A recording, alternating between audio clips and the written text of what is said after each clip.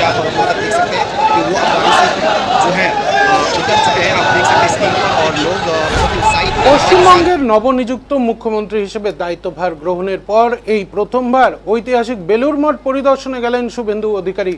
2026 সালের মে মাসে মুখ্যমন্ত্রী পদে শপথ নেওয়ার পর বৃহস্পতিবার সকালে তিনি রামকৃষ্ণ মঠ ও মিশনের বিশ্ব সদর দপ্তরে পৌঁছন। তার এই সফরকে কেন্দ্র করে মঠ প্রাঙ্গণে কঠোর নিরাপত্তা ব্যবস্থার পাশাপাশি ভক্ত এবং সাধারণ মানুষের মধ্যে ব্যাপক উদ্দীপনা দেখা যায়। রাজ্যের প্রশাসনিক প্রধান হিসেবে নতুন সফর শুরু করার আগে আধ্যাত্মিক আশীর্বাদ গ্রহণ করাই ছিল তার এই পরিদর্শনের মূল উদ্দেশ্য। বেলুর মঠে পৌঁছে মুখ্যমন্ত্রী প্রথমে মূল শ্রী রামকৃষ্ণ মন্দিরে যান।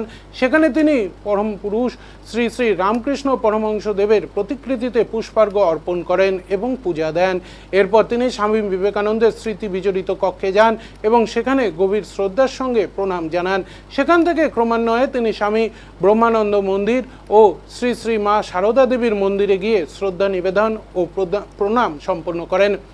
মঠের শান্ত ও পবিত্র পরিমণ্ডলে কিছুক্ষণ সময় কাটানোর পর মুখ্যমন্ত্রী রামকৃষ্ণ মঠ ও মিশনের বর্তমান অধ্যক্ষ তথা প্রেসিডেন্ট মহারাজের সঙ্গে এক সৌজন্যমূলক সাক্ষাৎকারে মিলিত হন। মঠের প্রবীণ সন্ন্যাসীরা মুখ্যমন্ত্রীকে উত্তরীয় পরিয়ে এবং মঠের পবিত্র স্মারক ও প্রসাদ দিয়ে স্বাগত জানান।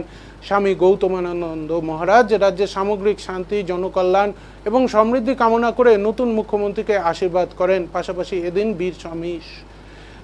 এদিন বীর সন্ন্যাসী স্বামী বিবেকানন্দ প্রতিষ্ঠিত রামকৃষ্ণ মঠ ও মিশনের শ্রী শ্রী ঠাকুর রামকৃষ্ণ পরমহংসদেব, জগৎজননী মা শারদা ও বীর সন্ন্যাসী স্বামীজির চরণে প্রণাম নিবেদন করে বেলুর মঠের সাধারণ সম্পাদক শ্রীমৎ স্বামী সুবীরানন্দজি মহারাজ ও সহকারী সাধারণ সম্পাদক স্বামী বলভদ্রনন্দজি মহারাজের সঙ্গে সৌজন্য সাক্ষাৎ করলেন পশ্চিমবঙ্গের মুখ্যমন্ত্রী শুভেন্দু অধিকারী।